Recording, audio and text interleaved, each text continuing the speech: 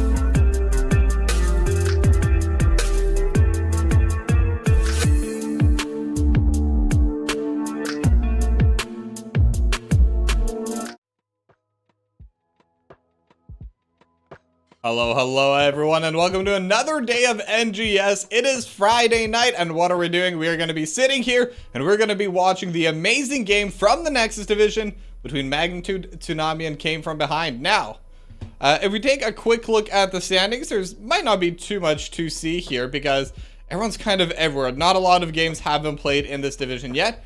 However, it's important to note that Magnitude Tsunami, they've already played the first game of the season, and they got the 2-0 domination. So they are going to be sitting right up there, technically second place, but they're 2-0 in terms of map score. So they are yet to drop a single map and Came From Behind 0 points, but this is also their first game of the season. So a lot can happen tonight. We're just going to have to see how these two teams are going to be able to play it out.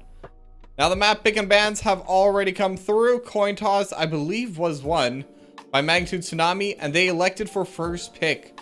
So Came From Behind, they're going to ban out Sky Temple and Garden of Terror. Magnitude Tsunami going to ban out Brax's Holdout and Infernal Shrines. And Battlefield of Eternity is going to be the very first pick.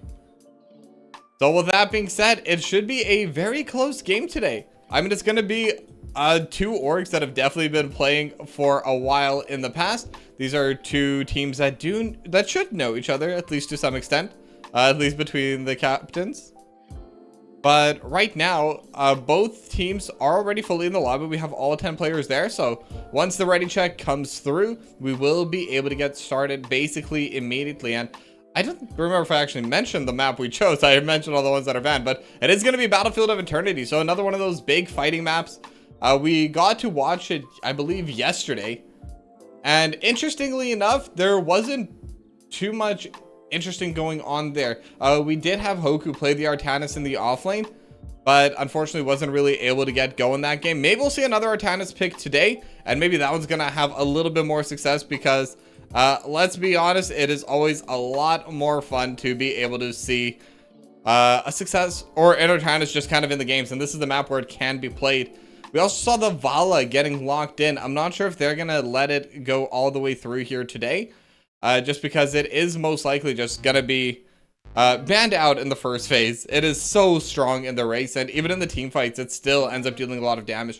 You kind of lose out a little bit on the level 7 talent. But you gain so much race potential from it that it is worth losing that little bit of damage. And Vala, just so strong regardless. But we'll have to see what strategy both these two teams do elect to go for. Whether it's the fighting strategy, whether it's the race, and just kind of trying to play defense, kind of trying to absorb all of the damage and all the threat that the other team's going to bring out. I don't think I've seen any major strategies coming out from either of these two teams yet for Battlefield of Eternity, though. Like I've been saying, it is still very early on in the season, so anything can still happen. A lot of teams have definitely been hiding a few strategies. And again, Macro Machines, we saw them last night. Obviously not this division. They are in Division C. But it's still showing that some teams have definitely been preparing some new strategies during the offseason. They're getting ready for this current season. And most importantly, it's time to get ready for the game right now because we are on Battlefield of Eternity. And we are going to be starting a draft here now, as I totally forgot, but I only have one monitor, so you should get chat up on my phone in case I make a mistake again, because that definitely happens often. But that being said, where is it? There we go.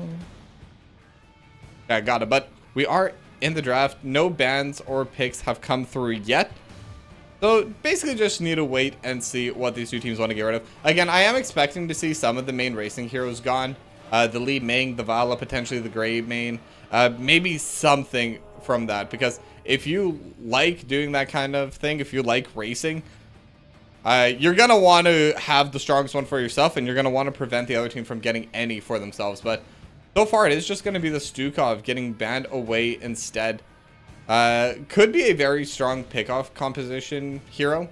Obviously pairs really well with Anubarak, pairs well with Varian. Basically anyone that can have a more or less guaranteed stun.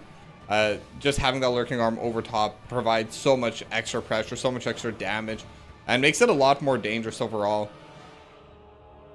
Now, with the next ban coming out from Came From Behind, I don't expect to see too many offlane bans this time around. As I say that, immediate caster curse, it is going to be the Blaze. But Blaze is also pretty good at fighting, very good at playing on the defensive portion of this. The bunker itself is just so powerful at preventing the dive. Later on helps out with the push. It's a very powerful ability. There's the reason why Blaze has been in the meta for a very long time. Even with the last couple patches kind of nerfing Blaze a bit every single time. Still gonna be taking out the ban at this elo. But Taika is going to be the next ban coming out of Magnitude Tsunami. So it looks like Magnitude, they're trying to get rid of all of the big team fighting heroes right now. Because Tychus is really good at the fight. Not as prevalent on the race. Obviously, not going to be able to compare with Greymane, Vala, Li Ming. As we are going to see another offlaner banned away by Came From Behind. They're going to ban away the Dahaka. I am a little bit surprised about that, to be completely honest. They are both very strong heroes in their own right.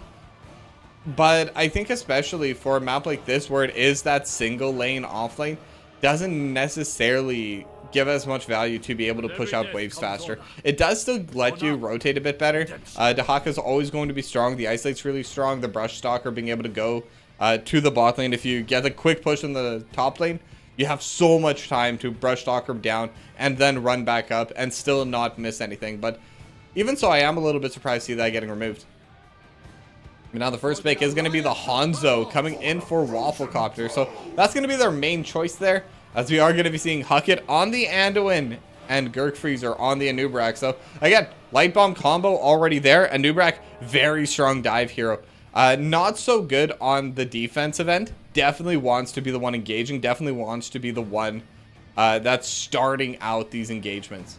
Does not want to be secondary either. Anubrak wants to be first, and if Anubrak is not first, Anubrak goes down very quickly. But interesting picks coming through here. So it's going to be Lucio for Brick and the Variant for PP Wallow. So I'm wondering if it's going to just end up being two dive compositions trying to fight each other. So it is a little bit surprising that they are going Variant and they themselves chose to ban out the Stukov. Maybe they are worried about the Stukov combination that could come through. Again, with Gurk Freezer there on the Anubrak, it's still a very strong combo. Granted, it's not necessarily as easy to pull off as the Varian Stukov, but definitely gonna be a very strong combo. But yeah, so Varian gonna be on the Wallow. I'm wondering what kind of extra damage they need to bring with it. Hanzo's good, but I think they're gonna want a secondary source to kind of make sure they one-shot the target. Regardless of what your playstyle is, if you're locking the Varian tank, you're going taunt, you want to be a pick-off composition, because otherwise you're going to be falling behind as the tank, as the engage. But we are going to be seeing the Junkrat banned away by Came From Behind, and the Vala banned out by Magnitude Tsunami. Now the Junkrat probably just trying to remove a little bit of extra control, a little bit of extra burst damage. The Riptire over top can definitely help a one-shot someone, and the volley getting removed, partially for a team fight, partially for racing purposes as well. Just very strong in this map overall. Not surprised to see it removed. In fact, if anything, I'm more surprised that he even got it the second phase. But now Greymane gonna get locked in for Mr. Hustler, and Falstad locked in for Top Gun 707. Greymane definitely gonna be the racing hero for the side of Came From Behind. Falstad gonna be able to deal a decent chunk of damage. I assume it will be the Hammering build. Just looking at the two compositions, I think it would be a bit better, especially in that two-lane map. It's a lot harder to stack up the frequent flyer, a lot less minions overall to get the stacks from.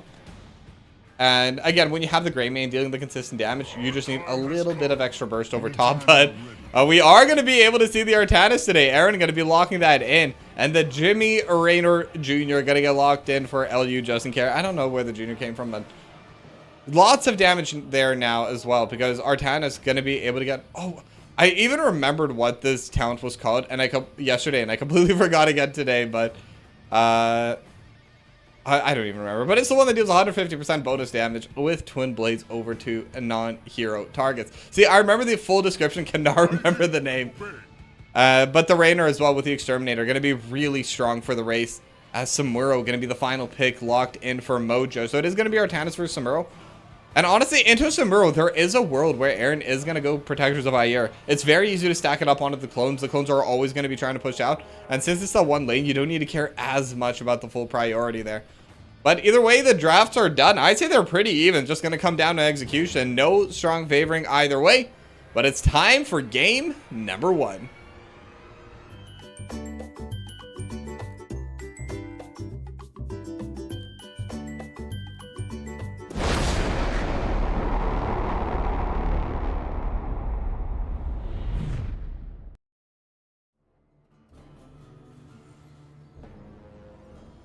All right, here we are in game number 1 between Magnitude Tsunami and Came from Behind. Now, again, we've seen a decent, interesting draft here. Now, it is going to be Ace in the Hole. It's not even going to be the Exterminator level 1. Simple Geometry coming through from the Hanzo. Now, this is the talent I'm looking for. I want to see what Aaron is going to be locking in. I'm really hoping it is Protectors of Ire, because that genuinely might be my single favorite talent in the game. It's not necessarily very good, but it is very fun to watch. But in those games where you are able to stack it up to max, you can essentially just one-shot the squishies later on. So there definitely is a big power spike with it. But kind of as expected, it is going to be Gathering Storm. It is going to be Viciousness, so pretty standard later on. And it is Protectors of Ire. Let's go! You don't see it because I don't have the camera, but I actually just raised my fist into the air. I am so pumped. This is my favorite talent in the game. And like I said, into Samuro, it's pretty easy to stack too. Samuro by default is just going to be setting in those clones to push the waves. I can't really do it on his own. Definitely not as well. So that's going to give a lot of opportunities. Now the Impale does land into the Chastise, but just in case, going to be able to heal back up a little bit. Brick obviously going to have that hot over top. So they will be okay, but very strong amount of burst damage already. And we're seeing the stacks starting to come through the Gathering Storm. Once the 30 stack hits, that's when you're going to have the really big upgrade from the start. As Mojo actually playing pretty smart, just going to be giving first move over to Aaron, trying to nullify this Protectors of Ire. Now, this has positives and negatives to it, because on one hand, you're basically saying this level 1 talent's not going to matter at all. But on the other hand, you're basically also saying, I'm not going to have any priority. It's now fight in the bot lane over the play. And Gurk Freezer is going to be the first to go down. And now it's going to be a 4v3. Wallow still in the area, still able to walk forward. And with that, they're going to be able to get this siege camp on the side of Magnitude Tsunami. A lot of damage onto Huck and Top Gun and Mr. Hustler as well. So Mr. Hustler and Top Gun, they're both going to have to hearth back home. And that's going to be a very solid play for Magnitude Tsunami to start off with. They should also be able to get a decent chunk of damage onto this wall. Unfortunately, Scattershot not going to be able to actually get any damage done here. But the rest of the team going to be able to just continuously shove this out. As now Gurk Freezer walking forward just in case. We'll be able to dodge on the Chastise, but Mr. Hustler still continuing. Almost able to take down just in case, but just slightly not enough damage. Would have definitely been a little bit overextended had they continued. But now Aaron still 0 stacks on Protectors of Ire. I don't think that's bugged. I think that's literally just Mojo playing it so safe, playing entirely to shut down this level 1. Again, it's a trade for priority as we see the first few stacks of the game coming in. So Aaron's is going to be able to get a couple of stacks as well onto these clones. And this is what I was talking about. This is why it's not super bad. But Mojo at the same time is okay walking out. Is now Top Gun gonna be here, but Wallow in the area as well. The taunt's gonna be there to follow up on a Mojo, but immediately gonna go invisible. Aaron not quite ready to follow up on that play. Now Bruiser Camp has already been secured by Mr. Hustler, just in case. Has already finished the Bruiser Camp, just waiting for the 245 to be able to claim that. And that's going to be a little bit of a later push, but that also means that they're going to be forced to walk to this bot lane to deal with that camp. Now, in the meanwhile, Mojo, Huckit, and Top Gun, they're going to be taking this top lane siege camp, gonna close this lead a little bit and get a little bit of extra priority in this top side. Brick and Air, they're here. They're already trying to defend. Wallow going to be able to land the taunt, but Leap of Faith going to be coming through from Huckit. As the racing has slowly but surely began, it's mostly just Wafflecopter getting a little bit of poke onto the Immortal. But now Mojo just trying to dive onto this Hanzo. But Mojo taking a lot of damage, and even the clones are starting to get quite low. But both teams now starting to hit onto these respective Immortals. It's always hard to get the proper camera work here, but Top Gun goes a little bit too close to the team, and because of that, Magnitude Tsunami going to get their second kill of the game. And now halftime is reached. It's still very close, but ever so slightly favoring Magnitude Tsunami. And now it is going to be 4v5. They could do the aggressive move here, but they're the ones that are trying to go for the fight instead of the race. And they have the taunt, and they're going to be able to just completely take down Hustler. And now Mojo is alone, just trying to get some extra damage. Top Gun going to be able to fly in as well. So it is still 4v5. Wafflecopter actually going to be the one they send back. And I think because it is the Ace in the Hole, not the Exterminator, just in case, is not necessarily that much better at taking down these Immortals. But now the taunt is going to come through. Gurk Freezer going to get set up. The Impale lands onto a few, though. And they could start looking to continue this fight. Wallow pretty much out of mana as well. So there is an opportunity here, but Mojo just getting fully run down just in case. And Aaron just continuously hitting on. And now Aaron in a bad spot, needs a shield, but not going to be able to come out. And now it's just one traded back. Wallow could be next. And again, Wallow doesn't have any mana, but the leap of faith is there. And Mr. Hustler, one final auto over top. Just in case, going to be able to get the kill. And that is going to be the Immortal coming in for Magnitude Tsunami. 3/4 level of a lead before the push begins. This is already a very strong start for them. And we saw how Mojo was trying to keep these stacks from coming through. 72 after the first fight. That is very good considering how the lane started. Because that was basically just entirely from that team fight. Had a couple in the lane later on from Mojo just before the Immortal spawn, but everything else just from those team fights.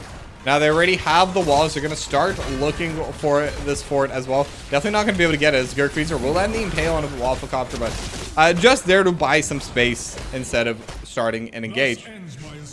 And while they were trying to defend on that, Aaron and Just In Case, they were able to take the bot lane wall as well. So overall, just a lot of advantages coming through for Magnitude Tsunami on the structures and in the fights. 5-1 the kill score at 5.5 minutes, but now Top Gun gonna be flying down, and maybe they're looking to contest onto this, but Mojo is alone, gonna get hit by the penetrating ground. Mojo, that's the real one, will swap back out, but the Impalers have already gone down, but Aaron might have gone a little bit too far, will get hit by the Burrow Charge, Impale as well, and Aaron just alone in a fort, trying to buy some space, but not gonna be able to buy enough. It's gonna be a kill over to Mojo, but that is traded for the Impalers, and more importantly, that's 5 members in the bot lane, and their top lane fort is already getting taken down. And they have a lot that they will need to push through in the bot lane. But now, Gurkfreezer looking for Just In Case, trying to heal back up. But again, it's all 5 members here. And came from behind to be able to get this kill. And now the rest of the roster coming in from Magnitude Tsunami. They could look for this fight. But even so, it is going to be 3 versus 5. Gurkfreezer may have gone a little bit deep. Has the extra safety, but it's still not enough. The damage from Wafflecopter going to be enough to trade this kill back. They didn't finish the fort in the top lane, though. So everything said and done, neither team really comes out ahead in terms of structures. But when we talk about where they started, I'd say Came From Behind definitely got the better of Magnitude Tsunami there. Because this fort was always low, it was always in a bad spot. This had its full wall still available. And they were able to go straight through that and deal a ton of damage to the fort. So they should be pretty happy for this. But now the Immortals are going to be spawning in 5 seconds. The Bruisers are going to be going down for both these two teams. And once again, just a little bit later on the side of Tsunami, which, again, they're okay with. As now Aaron could be walking into a bit of a trap here. Will get hit by the Burrow Charge and the Impale. Chastise as well. And Aaron just trying to swap back. And with the phase shift, or phase swap, will be able to get it. Is this phase swap? It's phase prism. Close enough. But yeah, we'll be able to swap right back to safety. As now the halftime has already been reached, and it's definitely favoring Magnitude Tsunami right now. And Mojo's still, or sorry, not Mojo. Aaron's still in the top stage. Now Wallow will be able to land the taunt on the Top Gun, but no follow-ups able to follow here. So just bits of poke going down between these two teams. Mojo is just invisible, trying to run through. Aaron now going to be joining in onto the fight. As now level 10s are on both sides. They have the Cruiser coming out over top, and Gurkfreezer Dragonair lands on 2 forts. The pressure pulse as well. 4 of them are going to be blind, but Gurkfreezer was actually able to prevent it. Light Bomb is going to get countered by the Gust. A little bit of anti-synergy going on there, but no one going down yet. Mojo taking a decent bit of damage from the Pepper from Just In Case. But the DPS onto the Immortals is really where it counts, because right now they're able to walk in. They have the HP, they have the cooldowns, and they're just going to be able to get this objective for themselves. No one goes down in the fight, but again, when you're able to get the Immortal, and it's almost a full shield Immortal from Magnitude Tsunami, you are definitely happy with the trade. Aaron, in the meanwhile, going to walk up to the top side, just going to walk up and smack it a couple times, and will get this top lane fort. And with this Immortal, with the push they already have, and with the fact that it's already the 8.5 minute Immortal, this should be the fort going down as well. I don't think they have enough DPS to be able to handle this yet on the side of Came From Behind it. We're seeing how much damage each shot deals. But now Gurkfreezer takes a little bit of poke. Now the Phase Prism is going to be there. And Gurkfreezer almost able to land the Burrow Charge on Aaron. The Pressure Pulse is just going to be used as zone control again. And they're not even able to take out the shield yet. So this bot lane wall is going to be under threat here. This Immortal still has a decent amount of HP. Will still be able to push in forward. There's now Mojo coming in from behind, but Wafflecopter going to be able to see a Dragonair. Going to go right between. 3 points for the field goal, but no one's going to be stunned there. Now this wall is going to be taken down in its entirety, and they're going to be able to get a little bit of poke damage right onto this, as now the bro charge comes in from Gurkfreezer, but you're at 200 HP. Just going to be going down immediately. Now the Hyperion Cruiser is going to get called in, and once again, they're just aiming for the extra poke. Hustler going to be able to land the light bomb onto 3. Wallow tanking a lot, but has the protection, and Aaron will be able to just use the phase prism to get out his mojo. Takes a decent amount of damage coming in from the scatter shot, but we'll be able to back away. But, and again, another huge win for Magnitude Tsunami. They have gotten the top 4, they got the bot 4, they got the wall, and they got more than half HP and a kill. So very good trading for them overall. It's 13 to 12 right now in terms of levels. Still less than half, or still less than a full level, just going to be sitting at the 3/4, which is where they have been. So they haven't grown their level lead at all, but they've definitely grown their objective lead as Top Gun barely dodging away in the phase prism. But now the taunt is going to be there on a Gurkfreezer. Gonna be able to back away for now, but now Dragon Arrow gonna come in for overtop, and it will hit Huckett, the best target, but the Gust and the Cocoon going to be able to prevent the follow-up as Aaron not gonna be able to land the phase prism once again. But if a single one of those hits, that's gonna be a kill, so it's always a very threatening ability, something that they're gonna have to be watching out for on the side of Came From Behind. Speaking of Came From Behind, Mojo coming in from behind, but unfortunately was spotted out by Wafflecopter and Aaron. So Aaron just kind of trying to match this Samuro, trying to keep Mojo visible, because if the Samuro is visible, he's not really a threat. Now they did get a little bit of extra damage onto this keep, currently just more or less trying to buy some time. They had the level 13 advantage. It is going to be going away as they kill this wave in the bot side, so level 13 talents now on both teams, as they're both going to walk back, collect their bruiser camps, and the Immortals have spawned. So this is going to be the next big fighting location. And with the level 13 talents, it will definitely help quite a bit for the side of Came From Behind. I think their later game does get pretty strong, but the issue is they're just still so behind. This bot lane push is going to be scary. And so if there's a very long fight here just over the Immortals, it is going to be favoring Magnitude Tsunami. They're more okay to lose that top lane fort. So now the Cocoon is going to be there. Suppression Pulse lands on a 3. Now Gurkfreezer and Mojo trying to fight in the bot side as well, but they're just going to be aiming on a Huckett. And Huckett so far still surviving with the light bomb. Now Dragon's Arrow coming through. Gurkfreezer going to be the target. They're looking for the front end. It's actually Mojo goes down to the back lane at the same time. Gurkfreezer's still alive, but they're going to be able to trade it back onto the variant, but the HP bars still going to be favoring Magnitude Tsunami by a lot. So they're going to be the ones that are going to be able to shove Came From Behind out of this mid lane, and they're going to be the ones going home once again with this Immortal. And this one's going to go to the top side. There is still a full wall here, but we already saw how much value they got out of the Immortal at 8.5 minutes. This is 4 minutes later, so it's going to be an even stronger objective pushing through. Now, Just In Case is also going to take the siege camp just in case to make sure that they can continue pushing in with it. Just kind of help add DPS, help add threat with this Immortal. And now the push is going to get started. PP Wallow on the way will join up with the team as the Immortal gets there. So still going to be all 5 members at the same time. As now we are going to be seeing the team starting to fight here. No push coming through yet. No hard engage yet. Level 16s on the horizon, but have not been finished as Wallow was looking for the taunt, but always looks funny trying to dash through the wall. And they are DPSing onto this Immortal a little bit better than last time. So far, Mr. Hustler and Top Gun have been able to get the DPS over top, and it is 91 stacks in Gathering Storm, by the way. So this fall set is starting to get strong. And this level 13, 100% faster cooldown. So basically twice as many Hammerangs if Top Gun is not being hit.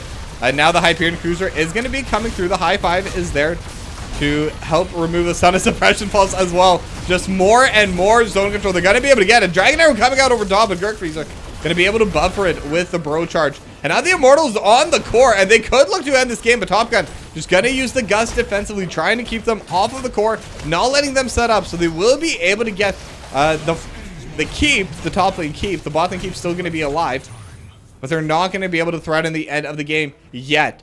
However, with the health left on this final keep, one more Immortal should be enough to seal the deal. So this next fight, this next objective spawn is really going to be a big deal coming out from Came From Behind. They have to fight, they have to win it. And that's going to be a very scary prospect for them, because so far the fights, though they have been close, have definitely been favoring the side of Magnitude Tsunami. Now, they do have a couple things that they can kind of go forward with, but again, the fight is going to be coming through. The bro charge is going to be there, and Aaron actually taking a decent amount of damage from the keep. But Wafflecopter just trying to get bits and bits of poke onto this keep, and this keep is starting to get really low, but so is Aaron. Brick trying to keep everyone alive. Mojo now even resetting down to the bot lane. And now they're going to be going in. They have the light bomb. Only lands onto one. And now the gust back into the keep. They're going to have that extra little bit of damage. But it might not even be enough. Mr. Hustler and Aaron, they're both starting to get low. But Mr. Hustler will be the first to go down. And now Aaron will get traded back. But that's the main DPS already gone. Another bro charge is going to be coming through. Jerk Freezer has the next set of cooldowns. And the Dragon Arrow only going to hit onto the clones. So not going to be able to follow up. It is a 1-for-1. But they do keep their keep alive. And I think that is all you could ever possibly ask for right now on the side of Came From Behind. And their cooldowns are going to be back up first too. That Dragon Arrow is going to be gone for 60 seconds. They're going to have everything back in 20. So there is going to be a little bit of a time where they're going to be stronger in those fights. Because that Dragon Arrow is incredibly vital in those team fights. Now, but once again, both teams are going to grab their bruisers. Or I say that, but actually Magnitude Tsunami, they're just going to immediately start racing. They're going to immediately bring us to halftime. And already huge advantage in the race. 10k health. But they will have the Bruiser camp in the top side. Now they're going to go back to the Bruiser. And this could be a potential moment for them to try and fight. But again, this is basically do or die right now. If they lose this Immortal, they are going to be in a very, very bad spot. Now Mojo just trying to get a little bit of poke damage onto this bot lane, as the rest of the roster just going to be walking up to the top side, getting the camps for Aaron. No one's really racing onto the Immortals yet. Both sides just trying to play the macro game so far, trying to win out there. And now they are going to slowly walk up. They're going to be able to take out the boombox, and a little bit of poke coming in from Top Gun now. Mr. Hustler will start getting those autos out as well. But it's going to be difficult to walk through. Cannot go into Worgen form yet. The Bruiser camp is now going to be shoving through the bots, and the Blade Storm will be used there defensively. But for the moment, it is 4v5. So Wallow just going to be walking. They're going to be using the Hyperion Cruiser over top as well. As Wallow takes a lot of damage. Bro Charge lands on a 2. Same with the Impale. Light Bomb over top. Only going to be able to find its way onto 1. Just onto Wallow. And the damage is not enough yet. Now Aaron in the front line just trying to trade with Mr. Hustler. But Aaron is going to be a little bit too low. Will go down. Another Bro Charge lands on a 3. Brick trying to get away. Will survive. But PP Wallow will be the one to go down instead. Just in case. Going to be next to follow. Needs to get away. But one final dive coming in from Mr. Hustler. And it's a 3-for-0. And they needed this fight. Came from behind. Again, just living up to their name. Now they need to try and secure this Immortal as quickly as possible. It's not going to be the tankiest. It's not going to have the biggest shield. But it is going to continue the game for them. It is going to let them scale up. And they will definitely be able to get it at this point. Top Gun hugging at Mr. Hustler. Just trying to DPS it as fast as possible. Top Gun already out of mana. But they will be able to get it. They will have to deal with the siege camp in the bot side.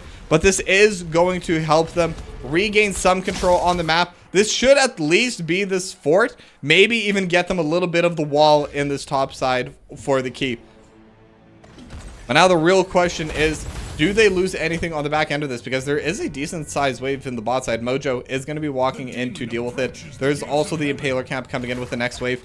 So it is, for the moment, going to be 4v5 once they all do arrive in this top side. But the fort is going to be going down, and I think this is going to help them a little bit, because this continuous push now going to be a lot weaker. It's still going to be favoring Magnitude Tsunami, but it's not going to be just the absolute massive advantage that is 2 forts to none in the top side. And actually, Mr. Hustler and Gertfries, it looks like they just want to walk up and take this bot lane one as well. And they still have their bot lane keep, but now they are going to get hit by the Dragon Arrow. And now the taunt is coming through. Light Bomb trying to keep them alive, but they've taken a lot of damage already. Mojo trying to survive. Leap of Faith gonna get used on the clone. And with the Cocoon, they're actually gonna be able to survive. All 5 members will be able to back out, but the health bars aren't there. And because of that, Magnitude Tsunami, they could look to push this health bar advantage, and they could look to just take down this bot lane keep and kind of negate the advantage that they just built up for themselves for Came From Behind. And they're just going to pop the Hyperion. I don't even think they need anything else, but they're going to walk it in anyway. And they're even looking to push onto the core. They have the level 20s. This is going to be their final fight with that talent advantage. So they need to make it count. It is going to be a core defense 4v5 as Mojo trying to soak up level 20 in the top side at the same time. but just in case, taking a decent amount of damage. Same with Wafflecopter, with the boombox really keeping them alive. Mojo just trying to get in the way as well. As Bro Charge will land on 2 and Impale as well, but the taunt is there, and Gurkfreeze is trying to get in a really bad spot, but will survive, will be able to back it out. The fountain is right there, and now level 20s have been matched. Immortals are spawning in 30 as well. The core did take 5% HP, but that's it, as Top Gun is going to use that wind tunnel just in case, all alone to the front line, gonna get hit up. The Impale and the Light Bomb onto the rest of the front line, but Aaron is gonna be able to get 1 kill for now. Mojo looking for the healer in the back line, but not gonna be able to get it quite yet, as both sides are just gonna back out. It is 4v4 on the map. Immortals are spawning in 8 seconds. But Jimmy Raynor Jr. going to be back up on the map in 10 seconds. But it's going to take 50 for the Anubarak. And because of that, this could just be the Immortal going down for the side of Magnitude Tsunami. And at the same time, this cannot be the Immortal going down for Magnitude Tsunami because they don't have the DPS to kill it. If they're able to secure this, this is going to be the game for them. They are going to be able to push this in. So this is a very do or die moment for Game from behind. They have to fight this 4v5. At the very least, it's a defensive spawn. It is going to make it a little bit easier, as Mojo going to be able to dodge out for now. A lot of poke damage coming through from Top Gun. And I think that's their main hope right now, because Top Gun is doing a lot of damage over top, but will just get hit by the scatter shot. Hyperion gonna get used now. Wind Tunnel gonna blow them up into the wall. But can they actually take anyone down? Right now, it's just gonna be Light Bomb. Lands onto Brick and Huckett. Not gonna be able to really help them, as Mojo looking for just in case, but will get protected. Wallow not taking a lot of damage as well, but Mojo gonna be the first to go down. And now it's 5v3. Huckett gonna be the next target. Will survive on 70 HP, but Top Gun's gonna be going down. And now Gurkfreezer is back into it, but Gurkfreezer all alone. And now Brick coming in, trying to be the battle healer. Not gonna be able to take down Huckett or Gurkfreezer, but with the Immortal going down, this should be all she wrote. This is going to be a very, very difficult defense that absolutely has come out came from behind. But they're missing Top Gun. They're missing Mojo. The wave's already pushed in. They've already lost, albeit only 5%, but it's still a little bit of permanent damage on the core. And this is a fully shielded Immortal. The Immortal might not even be needed here, as now Gurkfreezer gonna get taunted up. No follow-up yet. As now Brick gonna get rooted up in the backline. That could be their hope, but again, Mr. Hustler just not able to follow up. And now the suppression ball is just gonna get used, keeping this Greymane off of the fight. They're already starting to hit onto the core. They already have their banner. They have their cannon. And they have this Immortal now. And before Gurkfreezer, before the Light Bomb can even go off, Gurkfreezer just going down. It's gonna be coming up next is Huckett, but instead, they're just gonna walk in and end the game. And it's map number 1 going for Magnitude Tsunami.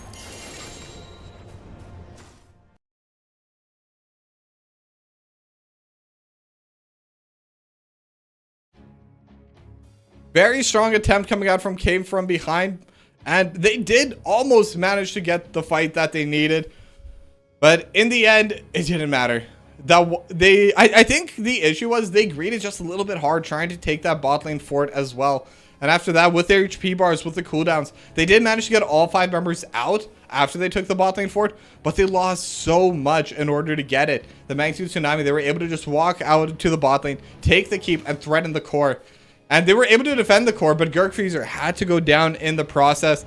After that, it was 4v5. Came from behind, had to take the 4v5 fight. Otherwise, they guaranteed lose the game. So it really all went downhill from that play. But both these two teams are definitely pretty neck and neck. 22-minute game on Battlefield of Eternity is always a good one. This is a nice, healthy competition coming through. But for now, we're going to go to a break. And when we come back, going to be heading straight into game number 2. So don't go anywhere.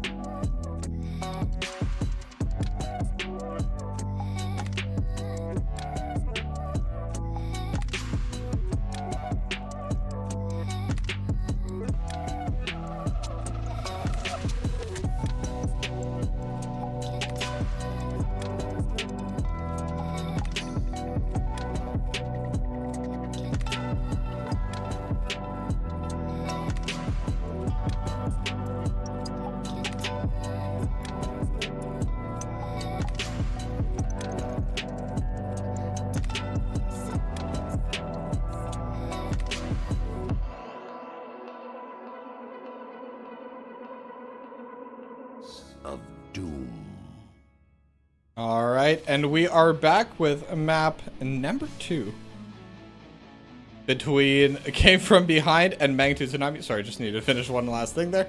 But we are back, and it is going to be Towers of Doom. Very popular map. I think I've cast it in almost every single series, so going to be a pretty fun one. Now, interestingly enough, it is going to be first pick coming out from Magnitude Tsunami, so Came From Behind.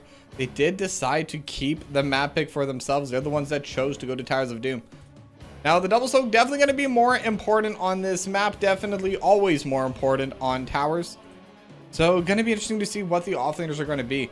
Now, we did see that the Hawk and the Blaze banned away in game number 1. And that was on Battlefield of Eternity. I would definitely be expecting a Blaze and a Hawk ban coming out from Came From Behind to get in game number 2. But Magnitude Tsunami, they're going to be banning away the Stukov as their first ban this time as well. So it looks like it wasn't just a BOE pick. That is definitely the more fighting map, but Towers of Doom definitely has a decent bit of fighting here as well. But they're actually going to ban away Brick's Lucio. So going to force Brick on a different healer. It does also mean they're going to be leaving one of those offlaners up. Potentially even both, and could be just looking for the Dahaka Blaze trade. It is pretty alright, but Magnitude Tsunami, they have a lot of faith in their original ban, so they're just going to hold on to it. They're going to get rid of the Stukov, and they're going to get rid of the Tychus. So basically the exact same, or no, basically they are the exact same bans from game number 1. Not map specific though. I think that's the main thing. That these are just picks that they don't want to deal with coming out from Came From Behind, which should give them a little bit of confidence knowing that they're happy with everything else. But the Dahaka is still gonna be getting banned out, so not gonna be seen in game number 2 either, which again, as everyone knows, as the resident Dahaka hater, I'm always happy not to see Dahaka. Dahaka is annoying and terrible. But Sylvanas is gonna get locked in for Aaron instead, and the Sylvanas is a very interesting pick here. I think it is gonna be very strong overall, but oop. Not sure what happened there, but it looks like we are... Someone has disconnected, not sure why. Yeah, we'll find out as we go, but someone definitely DC'd. And this wasn't an intentional DC, this wasn't because of a potential dodge or issue. It was just a regular DC. So hopefully it's not going to take too long, but... we'll be back shortly. Let me see if they know what's going on.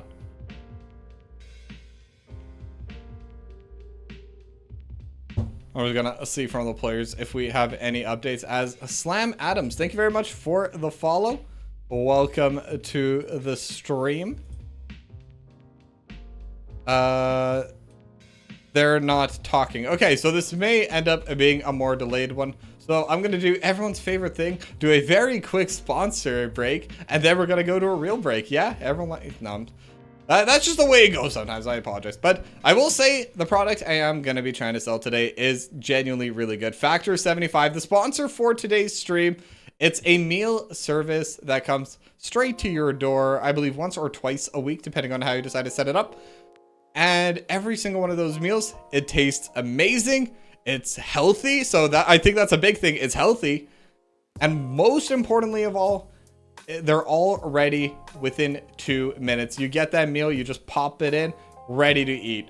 And I think especially with the current climate, everyone starts getting exhausted. Everyone doesn't have a lot of time for themselves, so Fact 75 gonna be able to bring some more of it back and save some money compared to eating out. So definitely be sure to give it a try. So click my link or use my code FACTOR SC82337 to get 50% off your first box and free breakfast for 1 year. So once again, thank you to Factor 75 for sponsoring this stream. Wish you knew this stream existed sooner. Love watching HOTS tourneys. Oh, there are plenty, and I will definitely be happy to point you in the right direction. I mean, if you really want to be able to keep all the action going, we do have the website, which basically has a list of all the casters, because the way it's set up is all of the regular season games are done on personal streams, and then once we get to the playoffs, that's when we're on the official Nexus Gaming Series Twitch channel. So there's a lot of action, basically streams almost literally every single day. sometimes too many to watch at the same time. So if you like competitive HOTS, if you like HOTS tournaments, definitely be sure to check it out. And if you're interested in playing, I mean, every single rank is allowed in, and you just get sorted into your own division. Now, the season did just start. This is, I believe, a week 1 or a week 2 game. It's second game for Magnitude Tsunami, first for Game From Behind. I'm not entirely sure which game it is for Magnitude Tsunami, but we are very early on in the season, so there's a lot of action to be caught. Now, as we are going to be now, as I got an update, the internet got unplugged, and they're going to be plugging it back in, so we should be back shortly. 1 second.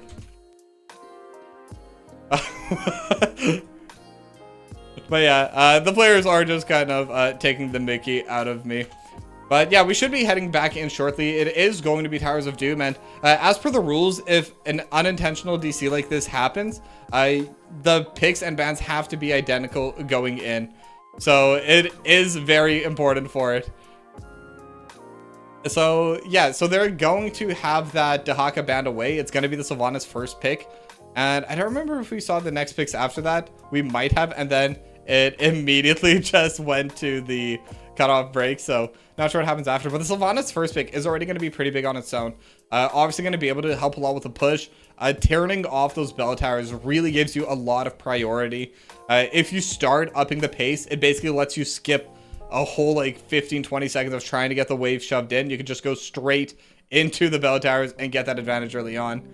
You like my passion? Your diamond used to be masters? I mean, well, I appreciate that you enjoy my passion. I am definitely one of the more common casters for this league. I think I had the most games all of last season. I think I had over 100 casts for season 19. I don't remember if it did end up.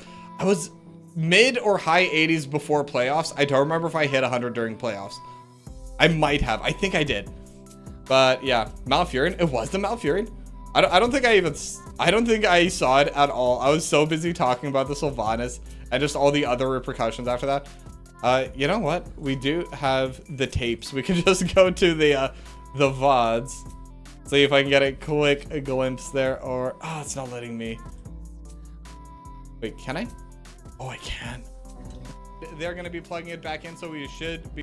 Where is it? 75%. Right. Decided to set it up.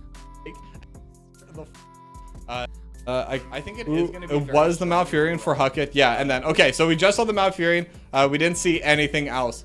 That's a very interesting pick there. Okay, so if it is the Malfurion, and I hate to do this considering we are going to be getting into the game, but I'm sure this is going to be a thought for them as well. But you know what pairs really well with the Malfurion? A Stitches. So I'm really hoping that's what it's going to be. I really hope I didn't just completely ruin Came From Behind strategy by bringing it up, but they're the ones that had the DC anyway. Oh, the 10th player has returned, so we should be able to get right back into the game shortly. And yeah, apparently what happened, the wife was vacuuming the house and accidentally hit the router. So it should be just a one-time DC, because I know sometimes we have those kind of games where one time someone DCs and then just continues DCing, whether it's bad weather, the storm, or whatever is going on. Luckily, that's not going to be the case this time around. Hopefully, it is just a one-time pause, and we should be heading right back into the draft here. And there we are, Towers of Doom. Now, can anyone predict what what all the bans are going to be for the first phase and then the first 2 picks? Because I can, but I'm not going to, because we've already seen it. So we're just going to be running through it. Hopefully it does mean we're going to be able to go through that initial stage a little bit faster than last time. But yeah, it's just going to be the Stukov, and then I actually forgot the bans coming from the other side. I know they banned away the Lucio. I completely forgot the second ban. I think it was Lucio Dahaka from Came From Behind, and then it was the Stukov. What was their second ban as well?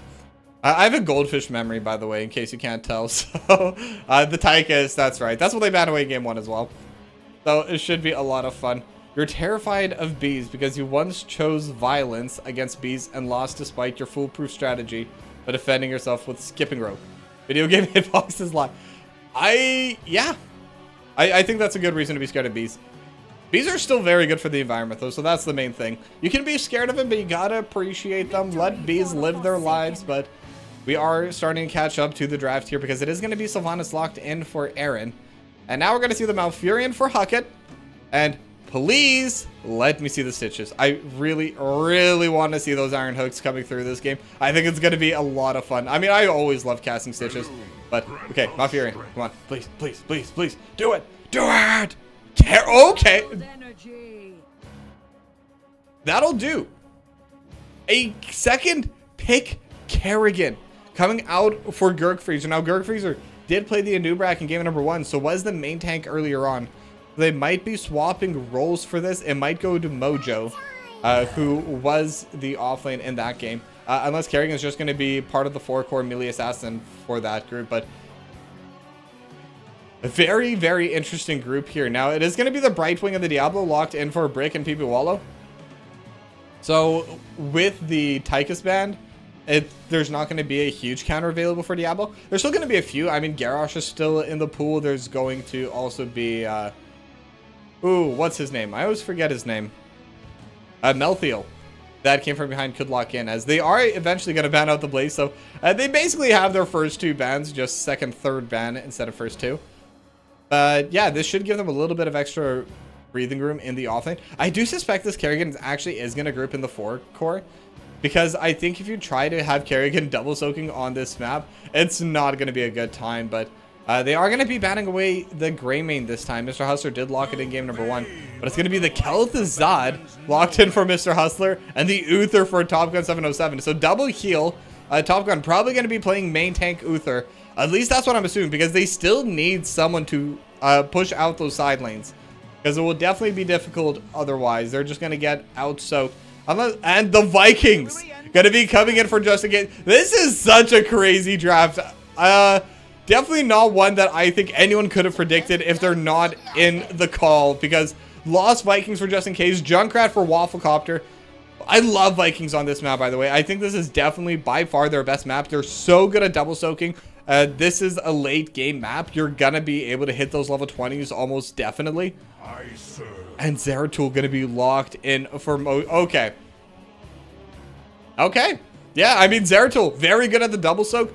Possibly one of the fastest clears for that double soak as well. So Mojo going to be playing in the offlane on this carry assassin. Lost Vikings going to be the ones to match. I mean, I think I'd still favor Magnitude Tsunami because their draft is really hard to deal with while still being overall pretty basic. But we're going to have to see if Mojo's able to pick off those Vikings. Could definitely swing the game from behind, but we'll find out once we head into the game.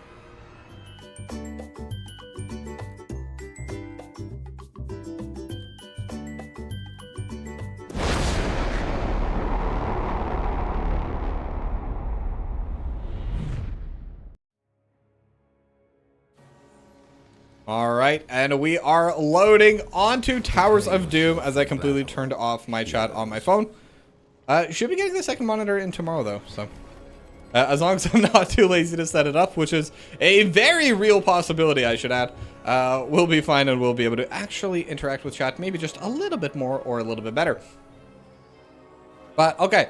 So main point is going to be Mojo Zeratul. I think this is going to be the hero to watch this time around, which is interesting I say that considering there is a Kerrigan. Where is the Kerrigan? All the way down there on Gurkfreezer. But the Vikings are going to be able to push out these lanes very well. They're very fast at it. And again, because you just send one to the mid, one to the top, but what is this start? So Brick and Wallow going to be going to the top side. Actually, it is a Sylvanas. They're just going to Black Arrow, get a little bit of extra push at the start. Mojo in the area could look for more, but will get set up into the wall. Shadow charges there with the overpower as well, but Mojo just going to be able to blink away to safety. As now Aaron will get hit by the Hand of Justice. Now the chains as well. Aaron actually taking a decent amount of damage. Same with people Wallow and will get hit by the blades and won't be able to heal back up in time. That's going to be first blood going over to Mojo. Now that's kind of one play. Now just in case gonna be next, and that was the Olaf. That was supposed to be your tanky Viking, but still going down very quick. But in the bot lane, Wafflecopter just in case already got a decent amount of damage onto the wall, but unfortunately not gonna be good enough in terms of actually taking one of those structures. But it will give them the overall lead because there was a full wave missed in the bot lane trying to set up the 1.5 kills over towards the mid lane. Now Siege Camp gonna be invaded upon. Wallow forced to back away. It's just Wallow and Wafflecopter for now, but Brick just in case, and Aaron going to be here as well now. It's not going to be all the Vikings, but it is going to be 2 of them. As now they're still continuing to fight. Brick going to jump over the wall, and now they're looking for Mr. Hustler. Mr. Hustler could be in a pretty bad spot, but the chains going to be able to merge them together. Now Brick starting to get super low, will get taken out by Mojo in the backline, who's still following on to Wolfcopter. Just in case is going to be able to do it with the Olaf, but will get traded back, and Wallow is alone just in case. Eric just trying to push the wave, but Wallow is going to be going down in the meanwhile. And now Eric in a bad spot as well. Gurkfeeds are going to be in the area, but not going to be able to pull them back. And because of that, they should be able to secure the siege camp, assuming they have enough damage for this to do it quickly enough, because Brick's already back. Wolfcopter's already in the area. Will try to throw the concussive mine, but if anything, that just helps Top Gun a little bit. But they will be able to walk 2 of these sappers in, as we do see Baylog going down in the top side of Mojo. And this is what I was going to bring up before that main fight started in the bot lane. Is Eric also going to be going down? I believe that was in the bot lane, not even sure. But they have a lot of tools for dealing with the Vikings here.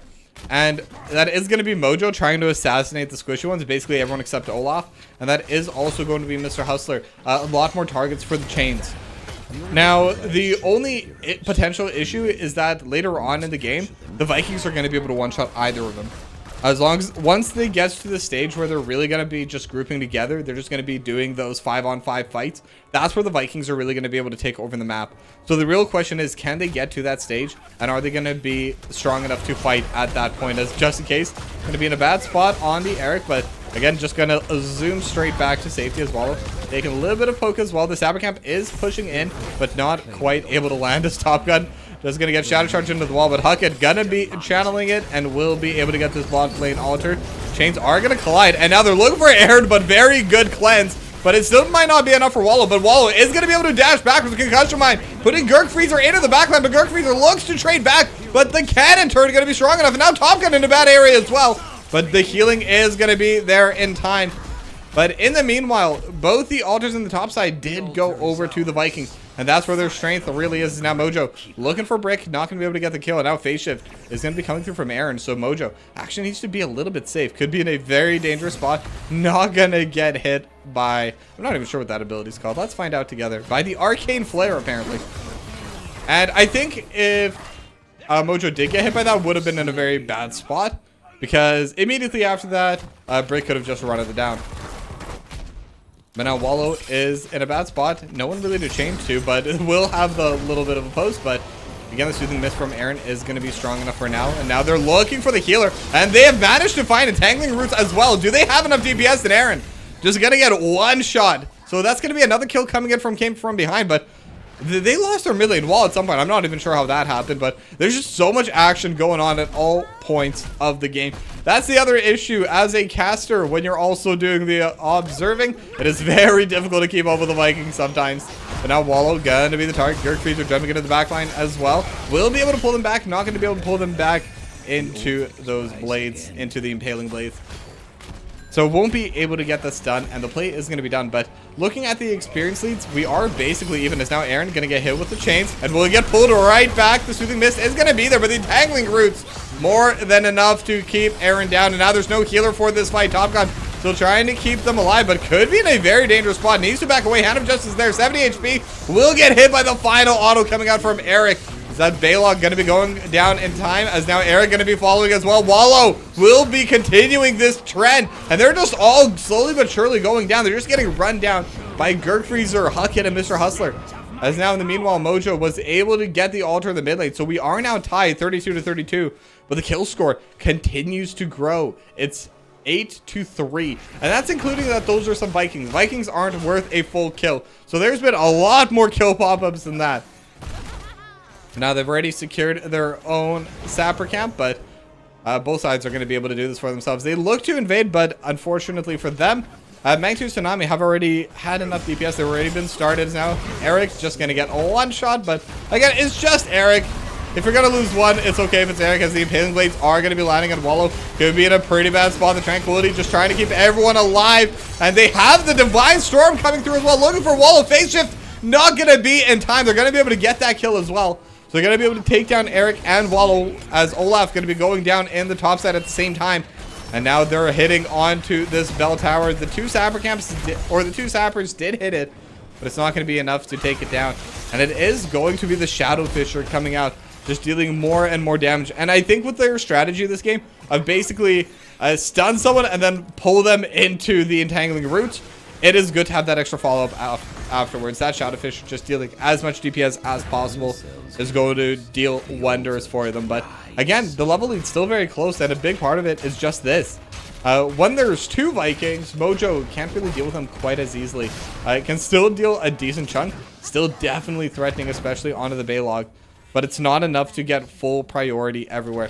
And now the bot lane, the push happening as well, as now this time the chains are going to land. Impaling Blades, and Brick's just going to go down immediately. Wallow, super unhealthy as well. 500 HP, will be able to heal a little bit, but now Aaron going to be the next target instead, as now the Polymorph is coming through. Lightning Breath over top, but they should be able to just DPS through and hug it, getting pinged down, as Mojo able to take out all the Vikings. Now Aaron jumps in with the blink heal, and unfortunately all of that healing is not going to amount to anything, because Aaron's just going to follow in as well. Olaf's still there for just in case. Mojo just free hitting onto it. Will be able to get it with one more spin.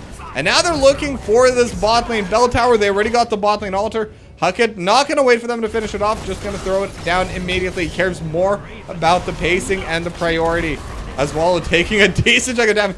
Half the HP of the Diablo gone from one combo from Mr. Hustler. This is a very scary Kel'Thuzad right now. But now Brick still looking to walk forward, still dealing a decent chunk of damage. But again, 14-3 the kill score. Now the chains are going to land and will get pulled right back as well. Now Aaron going to get sent up, entangling roots, Divine Storm over top, and Aaron will somehow survive, and instead they're going to be able to take down Top Gun. And now Wallow still in the middle of the team, will be able to just back away. But now Brick and Aaron both super low, but the silence keeps Gurk Freezer from making that play happen. That Wailing Arrow absolutely saved Brick's life there, and possibly Aaron's and possibly everyone else's off of the chaining coming through later on. But now this time around, Magnitude Tsunami, they're the ones that are going to be looking to steal away this camp.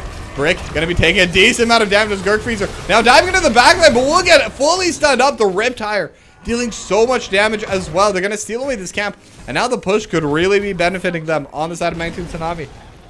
And they will finish off the wall as absolute perfection coming in from those sappers. One for each cannon turret, and then one to help take down the spell tower. And again, this is what I was talking about earlier with the black arrows. You don't need to wait for the wave to push into you. You can just start hitting the bell tower immediately. You're not reliant on it, but just in case it's going to be in a bad spot, will be going down. The entangling root's actually going to be the one to finish the kill, as PB Wallow gets taken out as well. So losing the Eric, not a big deal, but losing Wallow after that, definitely not good. But Tranquility now going to get popped from Huckett. They could be looking for more Top Gun. Almost had the Divine Storm still on cooldown. Now going to be back up, as the altars are going to be spawning. Now Mojo waiting for Olaf, as Gurk Freezer looking for the Baylog. We'll be able to get the Impaling Blades. We'll just be able to take out the Baylog. And now Mojo is going to be looking for that Olaf as well. But now the rest of the roster is going to be here and play again. Going to come through just to get all the Vikings back. And this is where the Vikings are actually very threatening in a fight. But the chains are going to be, they're going to be able to combine them. And they're just going to be able to take down both of them. It's going to be, I believe that was Baylog coming through. Yeah, Eric is still alive, but Baylog and Olaf are going to be gone. So it is going to be a trade of altars, but that does slightly benefit the side of Magnitude Tsunami. It is 5-3 in terms of damage coming through. But now Wallow going to get hit into the cone, but not too much damage to follow up. Siege Camp is going to get secured by Magnitude Tsunami, so they've stemmed the bleeding for the most part. I think they've more or less brought the game back, especially by taking this bell tower. Now Mr. Hustler just trying to get some poke damage over top, trying to get this back for the team, as Mojo is just going to be looking for the Siege Camp at the top lane. They do have level 16 talent, so if they want to try to engage on this, this is a very solid timing for them. As Mr. Hustler just continuing to throw those little snowballs at him. What even are they called? Death and Decay? Yeah, it looks like it's just a Death and Decay, but now Top Gun walking in maybe a little bit too far. Hand of Justice going to be there onto Wallow's Brick, going all the way in. Tranquility keeping the team alive. Entangling Roots have found it, and they're just going to be able to take down Brick. Lightning Breath onto the backline with the Riptire as well. And the Riptire is going to be taken down by the structures here. So now without Brick, they're going to be losing a lot of their damage. And it's just going to be Waffle Copter, as now Wallow going to get stunned up, unfortunately. The Ultralisk not going to be able to hit onto Aaron, but they are going to be able to get a little bit of time onto these structures. Top Gun going to get pulled back by PP Wallow. But again, this is still the tank. This is still a double healer composition. They're not really too threatened here. But the bell tower is starting to get really low, but so is Top Gun. And now the blades almost hits onto Aaron, but the stun's just not going to be there. Entangling Roots lands onto 2, will get the sleep, but they're not able to retake this. And that is a very dangerous spot to be in, not having retaken this at this point. Now Gerkfeezer is going to find Just In Case, will hit the Impaling Blades as well as Mojo, trying to channel it as Olaf trying to get in and will be able to interrupt it. They will lose the Olaf, but Eric hitting the bot lane, Balog hitting the top left. So it's still going to be 2-1. Although, as I say that, they are going to be able to interrupt it for now. Top Gun going to just continue running forward, looking for the Balog. And with one more hit, they will be able to stop it. Eric also trying to be in the way. Hasn't been able to fully interrupt it yet. As play again is going to come through. But immediately, they're going to take down the Vikings. Just in case, all 3 Vikings getting burst down in less than a second. They got the altar on the top side as well. As the Riptire is going to be going down to the Snowball. So it is 6-5 in terms of damage, and that does favor the side of Came From Behind. They're 19-15 now. This bottom bell tower is super low, but so is their mid lane one. So they're close on retaking, but at the same time, Magnitude Tsunami, they're close on taking another one. And that's exactly what they're going to do. They're just going to use the black arrows once again in this mid lane to try and get whatever poke damage they can get. Now the bot lane bell tower is going to be going back in favor of Magnitude Tsunami as Mojo could be getting targeted here. Will get stunned up. Overpower as well. Polymorph, Wailing Arrow, and just everything used. And Mojo going to be going down. But now Gerkfeezer going to be able to come back down to the bot lane. And now they have both the bell towers in the bottom lane. But it looks like they're not done on the side of Magnitude Tsunami. And this has just been a full macro game at this point. Black Arrows are still on cooldown from their push in the middle lane. But now Brick, Aaron, and PB Wallow with the wave should be able to just take this for themselves the natural way. Without the Black Arrows just wailing on it. Oh, and as I say, the Black Arrows are back up, but they will be able to take it down. They will be able to take control of it. But now the 3 sappers in the bottom lane going to be pushing through. And one of them, or 2 of them have already come through. The next set starting to come through as well, but the Riptire going to get interrupted. They do lose Eric in the process. Olaf starting to get pretty low as well. But I think ultimately they're okay with it on, Just In Case should be okay with it. Just losing one of these to prevent the extra 1 damage onto the core, but they could look for more. They do land the chains, and they're able to land it onto Wafflecopter as well. They're going to take down the Olaf, but Wafflecopter going to be able to back out to safety, but it's 4 bell towers to 2 right now. However, the 2 are in the bottom lane, and that's where the altar is spawning. But just in case, already going to be trying to take it. Mojo is going to be in the area. As now we're going to have to be looking all across the map just in case. Is going to get popped up, but not going to be jumped on. As now Brig going to be the target, and Gerkfeezer going to be able to get him before the phase shift comes out. As now Just In Case trying to burst down Hug it, but not going to be enough. And all 3 Vikings going to be taken down. It's only 3 damage from the altar, but it's still going to help solidify their lead. It's now going to be 19-10. And they could even look to retake some of these. And passively, these will eventually push back in if you let them. Just, again, because these structures, I'm not even sure what they're called, but the main wall, the core protectorate, is always going to be able to do it. But now Top Gun going to be able to get the extra stun. But look at the healing coming out for PB Wallow. That Fire Stomp is so powerful for surviving that burst. Divine Storm was used for it. As now Aaron not going to get caught by those chains, but they're continuing to hold this bottom lane. They have the Sapper Camp pushing in. Mojo's trying to keep every wave in mid and top shoved in as well. So they are in an okay spot. They will definitely want to retake some of these bell towers whatever possible. But Mojo, not the fastest clear, but definitely dealing some decent damage to it. And if you're able to just continue keeping these waves shoved in, they will be going down. It's now Mojo going to be focusing on this mid lane one, but Wallow going to be the target instead. Impaling Blade's not going to be able to get enough for the kill, but it is going to be enough to buy some space. All the sappers have been taken out, as now Wallow going to get pulled back in afterwards. And Wailing Arrow lands onto 3. Divine Storm still down on cooldown. And Gerkfeezer will be able to hide for now. Tranquility coming in from Huckett, keeping them all alive as the Vikings in a bad spot. It is going to be the Olaf, but play again. Going to be coming through. They're going to heal back up. Lightning Breath over top, just used as a zoning tool.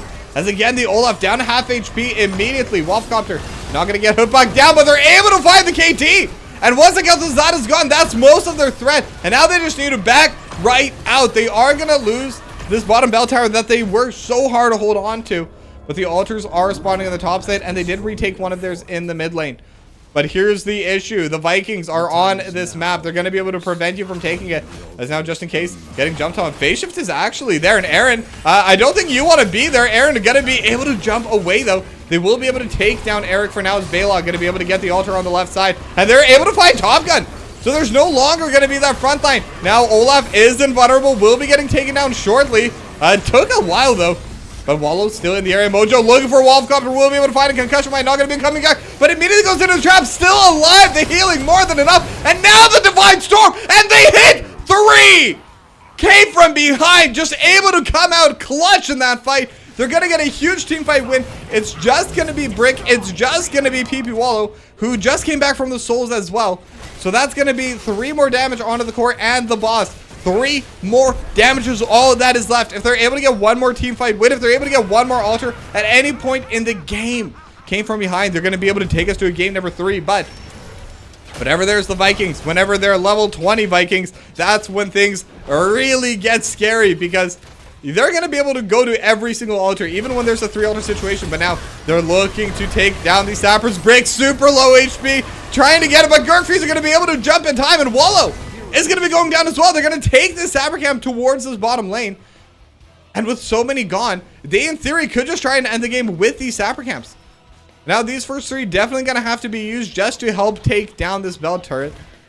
But after that, if they want to be able to push this in first, though, with it just being 2 healers trying to get some kind of push, might be a little bit harder said than done. But right now, Mojo still going to be continuing to push in the top side. They will be able to retake all their bell towers, and they could definitely start looking to take down this bottom one as well. As the grenades are bouncing through, Gurkfreeze or Mr. Hustler taking a decent amount of damage.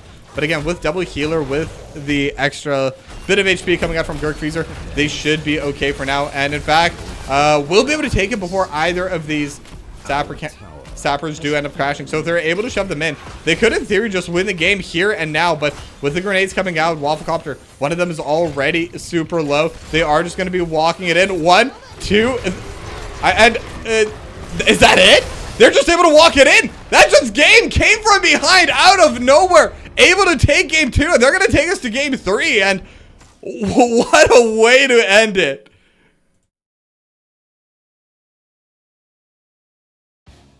I'm actually a little bit surprised that's how the game ends. I mean, at that point, came from behind. They definitely had the priority. They were definitely the ones that were gonna end up winning the game, but I was not expecting them to just be able to walk those 3 right in, especially with one of those being super low. The Riptire tried to come out on top, but just wasn't enough damage, just wasn't there in time. So came from behind. They're gonna be able to come from behind and tie the score with 1-1. Another decently long game, 18.5 minutes. Granted, the pause at the start helped delay it, but either way, we're going to game 3, but we're gonna go to a break, and as soon as we're back, we'll be headed right into the draft. So don't go anywhere. We'll be back again soon.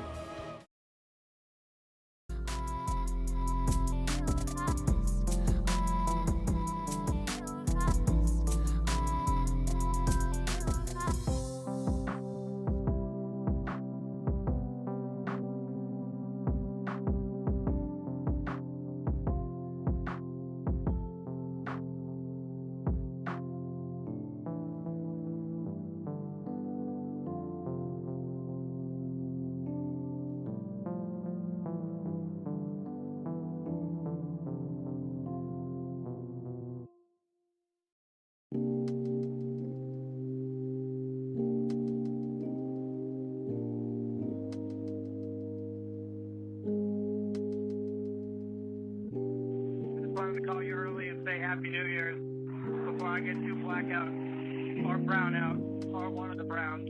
I mean out. Whatever. Love you, kid. Bye.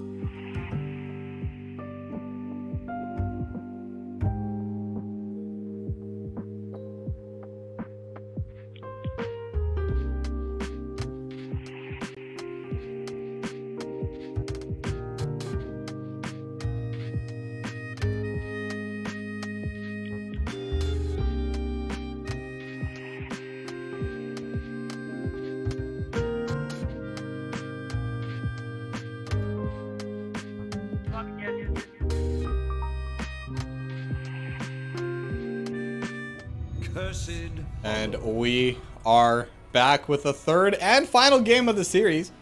We are going to be going over to Cursed Hollow, and another very big macro-oriented map.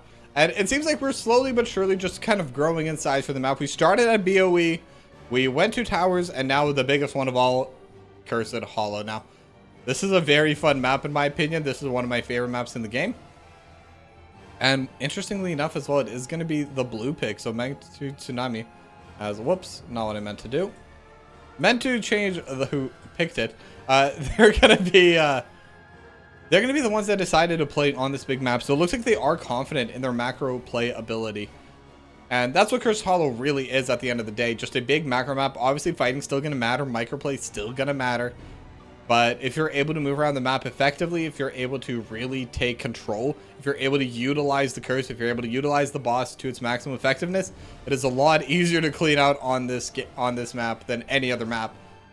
But bans so far have stayed more or less similar, as it is going to be the Lucio and Blaze ban came from behind, and Stukov banned by Magnitude Tsunami. Now I'm wondering if, yeah, so they're going to ban the Tychus. That means the Haka is going to be available. I imagine came from behind are going to lock that in like immediately, because the Haka is very good on this map, and they've typically banned it. But they've also typically been second pick since their first pick. Yeah, Mojo just going to lock that in, and they're going to have the Dahaka primed and ready.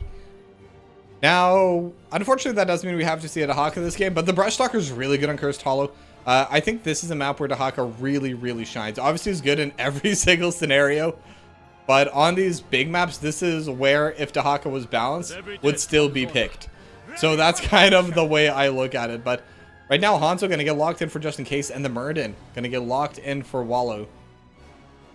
So no healer locked in. They could look for the Anduin for Magnitude Tsunami. That could definitely be an opportunity, unless it is banned from Came From Behind. It is very strong with Hanzo and Muradin. Obviously, the Dragon Arrow to start it, Muradin with the Dwarf Toss with the Light Bomb after for the follow-up. It's incredibly powerful if you're able to get a decent clump with it. But they are going to lock in the Falstad for Mr. Hustler and the Brightwing for Huckett. So that's 3 globals already. They're going to have zero issues of moving across the map. They're always going to be able to go exactly where they want, whenever they want. And I'm wondering if they're even going to just continue with it. Just maybe get the Abathur. Why not? Get the ETC, pick Stage Dive, just... They could move across the map basically entirely at will, but Anubrak is going to be the ban coming out from Magnitude Tsunami. And though they did win into it, they're still going to ban away the Junkrat on the side of Came From Behind, making sure Wafflecopter is forced on something else this time around. The next 2 picks are going to be going over to Magnitude Tsunami. I genuinely think Anduin would be really good for them here. And it's a very solid healer as well. It's basically that or Rhaegar maybe. If they're really feeling fancy, they could log in the Deckard Cain, but it's actually going to be the Oriole. And the Thrall for Aaron. Okay, so they do have very strong team fight. And because I was a little bit... honestly, I'm still a little bit apprehensive about the Oriole. It kind of favors a lot about just grouping up together and just kind of having that death ball composition running through. And with her team fight, it is going to be strong. Muradin obviously going to be able to do those quick skirmishes, constantly going to be able to go in and out of the fights. Hanzo, Dragon Arrow, Thrall, Sunring, or Earthquake, both are incredibly powerful teamfight tools. But I don't know. I think having the triple global is still going to be a lot better. Oriole just not going to be able to deal with them quite as much. And Diablo and Imperius locked in for Came From Behind. So it is going to be Gurkfeezer on the Diablo and Top Gun on Imperius. I mean, I really like the team composition from Came From Behind. And since they already locked in the Thrall, it could be the melee assassin, and they could still take the Malthael if they want something to deal with this triple frontliner composition. It wouldn't be bad, but they're going to lock in the Gul'dan instead. So they are going to be playing with the range. They're going to have the Corruption. They're going to have the Fell Flame, sorry. So they will be able to deal a decent chunk of damage over top. Oriole trying to keep them alive. But it's interesting. It kind of is a mix of teamfight and poke. I think games 1 and 2, I thought it was pretty even in terms of draft, but game number 3, I think I will be favoring Came From Behind here. I think theirs has a lot more options, and it's a lot easier to execute than Magnitude Tsunami. But either way, we're going to find out who's going to be able to come out on top as we head into game number 3.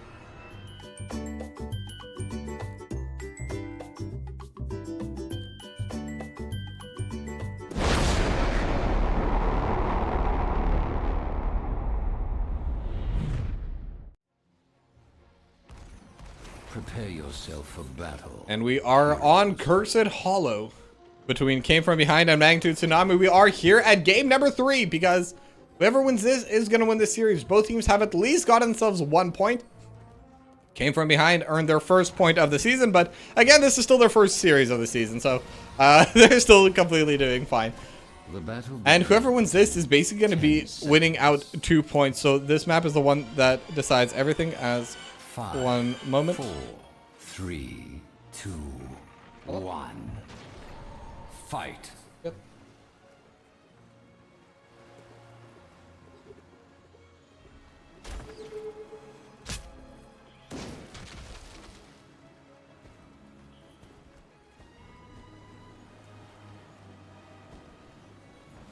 Oops, sorry about that. Just got a phone call from my mom, but nothing important. I just told her I'll call her back later.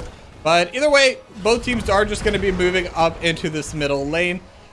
Big push coming out from all 5 members. But again, on the side of Came From Behind, they are already utilizing their cross-map potential here. It's going to be 3 globals. They already have Top Gun and Huckett pushing it a little bit. But they are going to have to back away just because 3 members of Nexus Tsunami are going to be walking in. And I think this is overall how it's going to be played. Kind of guerrilla warfare tactics coming out of Came From Behind is just in case, taking a lot of damage from his roster. And it is going to be the frequent flyer build, by the way. So it is going to be the auto attacks coming out from the false that is now Mojo. Going to be matching Aaron in this top side. Just going to be the clean 1v1. And it's going to be 1-2-2 from both of these 2 teams. As Top Gun and Huckett are going to be fighting into Wafflecopter and Brick. Brick definitely going to be able to keep Wafflecopter healthy, which basically means Wafflecopter has infinite mana, but Gertrude going from behind. Celestial Charge is going to land. And now Shadow Charge as well with the overpowered Wafflecopter. Trying to survive. Power words suck, but it's not going to be enough. It's still going to be the first blood going over to Came From Behind. As now the camps are going to get started as well. Mr. Hustler going to get started on the siege camp. And just in case, going to be able to take that as well on the cross map. Now Top Gun and PP Wallow going to be trading a little bit in the mid lane. I think overall Imperius wins the short trade, but because of the trade, PP Wallow definitely going to be winning out on those long exchanges. As now Mojo and Aaron, they're still just going to be the 2 offenders in the top side. Aaron definitely wins out the 1v1. And because it's just a single lane and Mojo isn't going between 2 lanes, Aaron's definitely going to be coming out ahead on the strategy for now. Once both sides are going to start grouping more, then the Dahak is going to have a lot more freedom just moving between lanes. And the clear speed is a lot faster on the Dahak than it is on the Thrall. But both bruiser camps on both sides now going to get cleared away. Those are both going to be going to the mid lane, but now Gertrude are going to be ganking onto Aaron. They have the overpower as well, and they're just going to send 4 members Top and Aaron. Just going to get fully burst down. And Mojo's the one that's going to be able to get the kill, going to get the drag onto the siege minion as well. But now in the mid lane, that's where the push is going to be coming through right now from Magnitude Tsunami. First tribute is going to be spawning at the top side, so definitely the right call to try and get the kill on that end. But they need to head to the mid lane to help protect here as Wallow. Going to be looking to interrupt them, just try and give a little bit more time for Wafflecopter Celestial Charge. Not going to be able to land onto anyone. And with this massive wave and all of these bruisers, they are just going to be forced to deal with that. They're not going to be able to start the fight that they potentially wanted. But the tribute is going to be spawning up in this top side as well as now Top Gun. Going to get stunned up. And Gertrude are trying to run in. And now Bro Charge from behind, not going to be in time. Aaron going to be able to secure the tribute. And now Aaron could even look to take down Mojo's Gertrude, who takes a lot of damage as well. Will get stunned up by the Storm Bolt, but no follow-up is going to be there. So first tribute of the game is going to be going over to Magnitude Tsunami. So at the very least, they're able to get something on the map for themselves. As now they could be looking a little bit towards Mr. Hustler and Huckett, but with the barrel roll, with the polymorph, Mr. Hustler and Huckett are both going to be just fine. Aaron going to be the main target on the top side once again. Top Gun just kind of hiding out in the shadows, but not going to be committing onto any play. Next tribute going to be here in this bottom side. Will be spawning short enough. Typically there's not too much time between them, so not going to be surprised to see that coming through. And it's going to be interesting to see which of these 2 teams are going to be able to take it. Level 7 now up for both sides. Now Mr. Hustler, again, it's going to be frequent flyer. Fall side always needs time to scale. Now at that 10 damage stack, we'll get hit by the Storm Bolt. Not going to matter too much.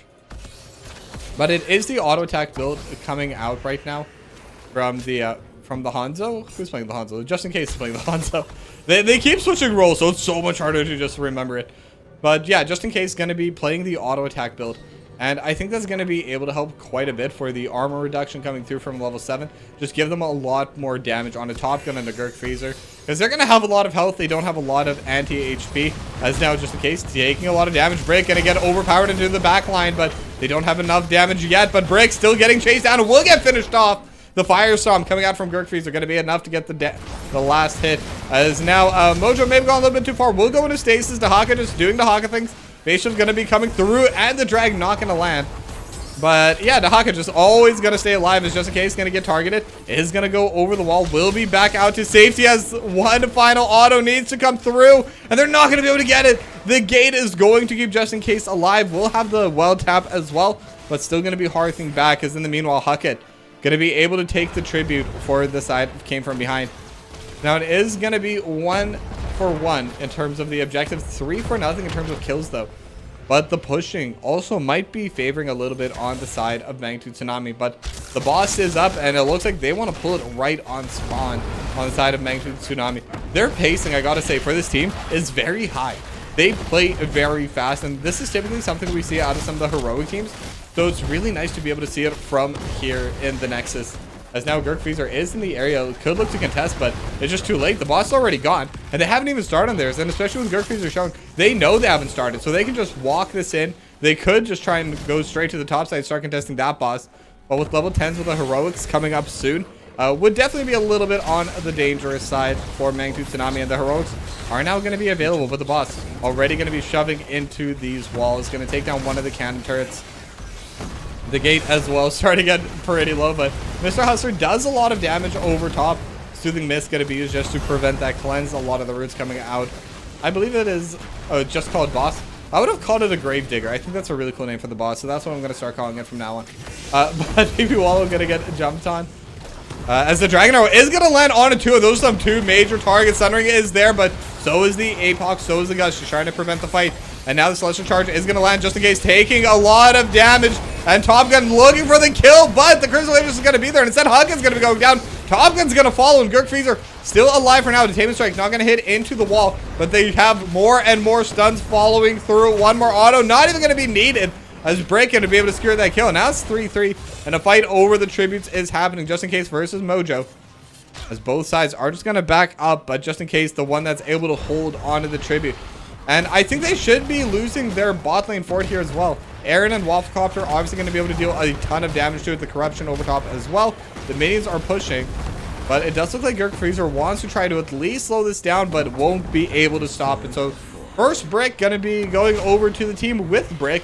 Magnitude Tsunami, they're going to get this first major structure of the game. Now on the top side, it is still going to be just in case kind of trading with Mojo. Definitely not the two I expected to be matching each other in lane. And right now, because it's the auto attack build, we're seeing how much damage just in case can just output into Mojo. Has to back away constantly. It's so dangerous for the Dahaka. As in the meanwhile, both teams just going to be taking their camps in. As a reminder, this so it does have a name, Grave Golem. Okay, fair enough. Yeah, I think that's a good name. No wonder I thought it was called something like that. Grave Digger, Grave Golem, close enough. But they haven't been able to take their boss yet on the side of Came From Behind, and that's really going to put them behind in pressure. That's going to put them behind in experience, because the boss does give a lot of that, both for taking it, then for the structures that the boss will inevitably take as well. But now the next tribute has spawned. It is going to be on the top side, and it is 2-1, as now the Bro Charge is coming through. Mojo not going to be able to find the play.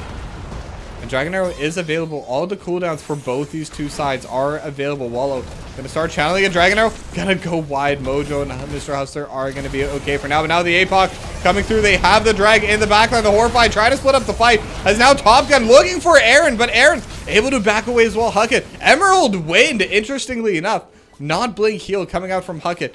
So they are going to be lacking a little bit of the extra healing, but they definitely needed to split up the fights. Firestorm still not coming through from Gurk Phaser. Going to be coming in now as Mojo looking for a brick. Not going to be able to find it quite yet.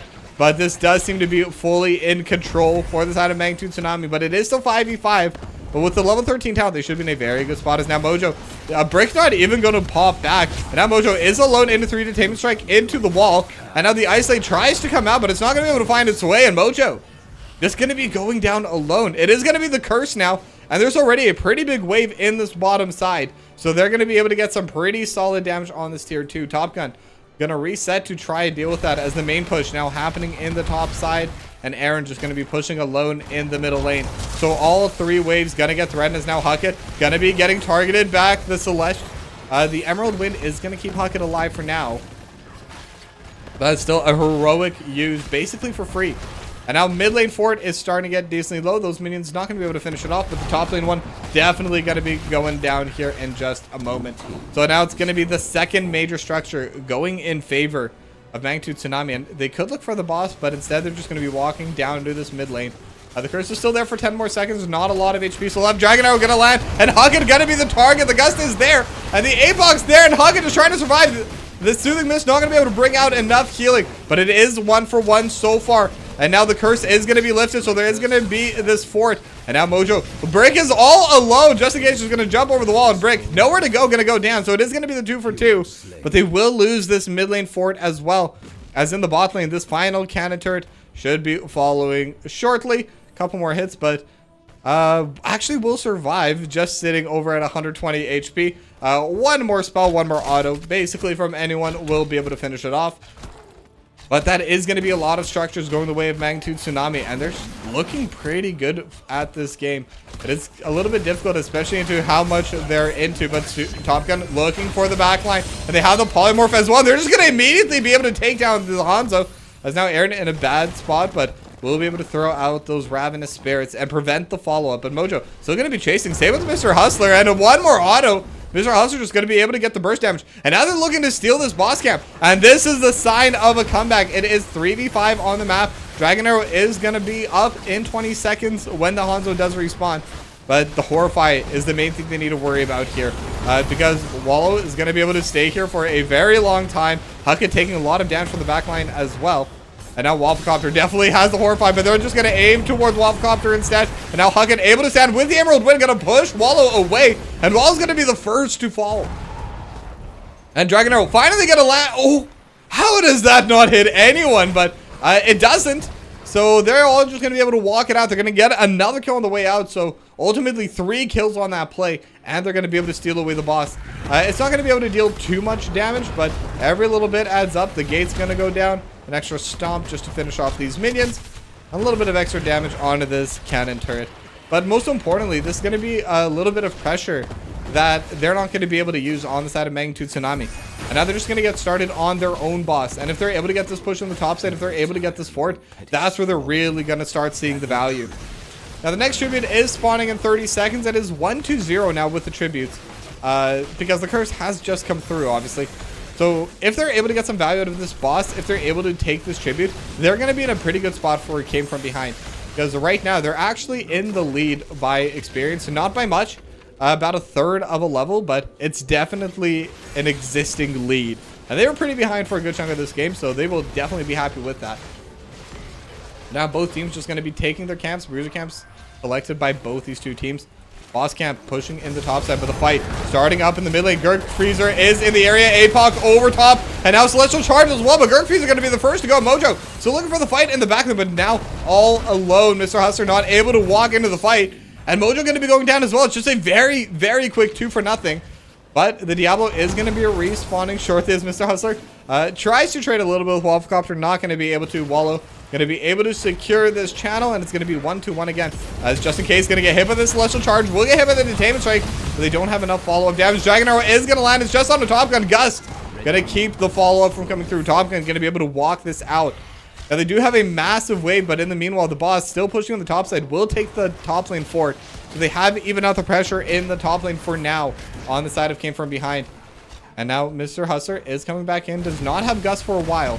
Still 40 seconds on cooldown as this mid lane wall is just getting absolutely shredded. And I don't think there's any way of keeping it safe. It is guaranteed going to be going down here. They will be able to protect their keep in a decent manner. They will be able to clear out this bruiser camp. But it's going to be a lot of pressure just pushing in through the mid lane. The bot lane going to be passively pushing in. There is the siege camp in the top side and the tribute spawning in the back left right now.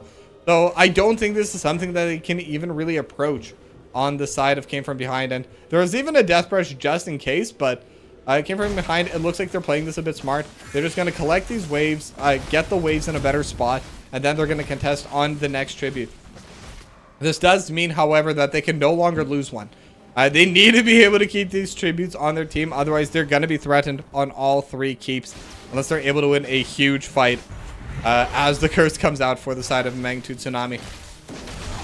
Now, bot lane and top lane both going to be at least more or less saved by the side of Came From Behind, but 5 members walking top. They could be looking for Mojo. It is the Dahaka, definitely the hardest target to catch out alone, but in a 5v1, definitely killable.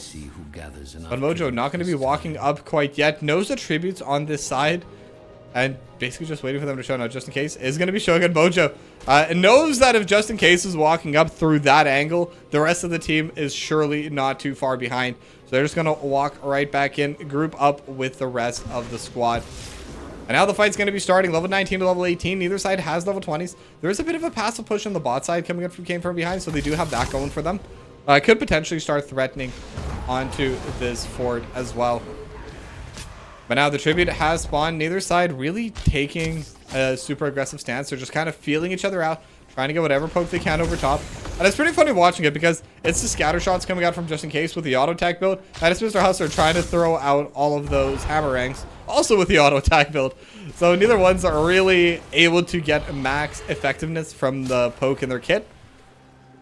But still, bit by bit, it does look like the push is going to be coming through for Magnitude Tsunami. But again, this bot lane forward should be going down even with this next wave. As long as the cannon's not going to be able to slow it down too much. And the top lane is also shoved in, so Mojo going to have that push. But now Dragon Arrow going to land into the backline. And they're just immediately going to take down Hawk. They're immediately going to take down the false stat as well. And Top Gun is all alone. Will immediately lose that Celestial Armor. And just going to be going down. And it's a quick 3-for-0 out of nowhere. And this might be the game end. All it took was just one strong Dragon Arrow, one strong engage. They're going to be able to take this mid lane keep. They might not even go for it. Stormbolt is going to land. They're looking for Gurk Freezer. They have the stuns. Gurk Freezer in a really bad spot. Mojo trying to keep them alive. Not going to be able to. And Mojo will land the drag. But Mojo is the final survivor. It's 4v5. They do need to take one of these keeps. You can't just hit onto the core with all the keeps alive. But they're going to be able to do it. Just one very convincing engage is all that was needed. The curse is there. They have bot lane pushing. They have top lane pushing. Even if they're not able to end the game right here, right now, and I don't see why they wouldn't, they're going to be at a strong point. As now they're going to look for Mojo. They're looking for the kill. Not going to be able to get it in time. But more importantly, they continue their win streak and they go up 2-1.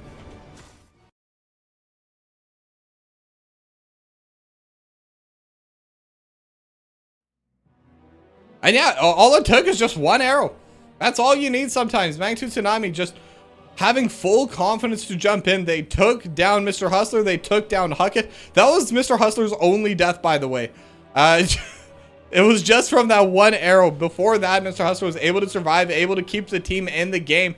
And they were slowly getting wins across the map. I think that's why they were so happy to take it slow. But just in case, able to find the one big clutch arrow. And from there, that was all she wrote. They're just going to be able to walk right in and end the game. So 2-1, 3 points going to Magnitude Tsunami, 1 point going over to Came From Behind. So both teams going to be walking away with something at the very least, but Magnitude Tsunami definitely going to be happy to walk away with the win. And now with that, it's time to ping the teams and do our favorite segment where we try to get an interview. And we'll see if we will. Where are they? Magnitude Tsunami. It's always hard trying to tag Magnitude Tsunami because there's so many Magnitude teams.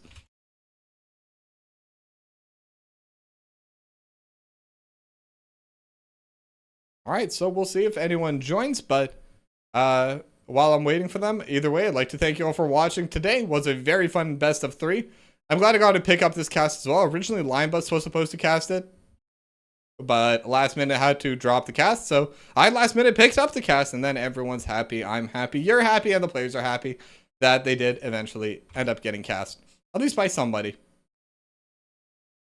So no one's joining in quite yet for the interview. I'll give it 1 or 2 more minutes, and if no one joins, we'll just call it a day. We'll just call it a stream. Now, I don't actually know when my next scheduled cast is. There's some available ones on Sunday, but I'm currently helping my mom move, so I'm not sure if I'll be able to pick any of them up. If I do have time, I definitely will, but otherwise, it looks like my next cast is going to be on Monday at 7 Pacific, 10 Eastern, so be sure to join in on that, as someone did join. So, hello. Hello, how you doing? Pretty good. How are you? Good, good. Are you part of Magnitude Tsunami by any chance? Yes, I am. I actually just got picked up. Oh, okay, because I see the free agents tag. I did see the Magnitude Tsunami tag. All right, so welcome, Magnitude Tsunami. You guys did just go up 2-1. So, congratulations on the victory today. Thank you, I appreciate it. So you're saying you just signed up as a free agent, just got picked up by Magnitude Tsunami. Did you play this game? No, actually, I did not. So I was supposed to play with USAE per the per the first part of my Discord name, but we actually didn't end up fielding a team. So I put a free agent out there, and Magnitude Tsunami reached out to me, and actually, as of 2 days ago, I was part of the team. Yeah. Nice. Well, I mean, you definitely picked the right team to join. 2-0 in their first series, 2-1 in their second series, up at 7 points already in the Nexus division. Looking pretty strong, but I guess the questions I'm going to ask you as the new free agent. So, what are you looking for with this roster, with this team? Because Magnitude, obviously, a pretty big organization in the HOTS community. They have teams across every single division, but this is their Apex team. So, what are your hopes for this roster? So my biggest things with when they reached out to me and I reached out to them on the recruitment page, just looking for somebody that is like-minded. We share a lot of the same like ideas of how we want to play the game. Wolo and Brick and I kind of all we want to have fun, but at the same time we also want to do our due diligence and practice and you know watch other people play, all that good stuff, and the like-mindedness, and then also they're just a really good group of dudes. So yeah, that's kind of what I'm looking for. I was looking for that, and looking for a place to where I could, kind of show out and show off my abilities in a competitive environment, and that's kind of what we got with Magnitude.